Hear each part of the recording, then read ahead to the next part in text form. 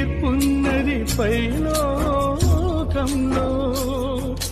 తీర్పు దినమునందున ఆయన ముందు నీవు నిలిచే ధైర్యం నీకుందా? తీర్పు దినమునందున ఆయన ముందు నీవు నిలిచే ధైర్యం నీకుందా? నిలిచే ధైర్యం నీకుందా?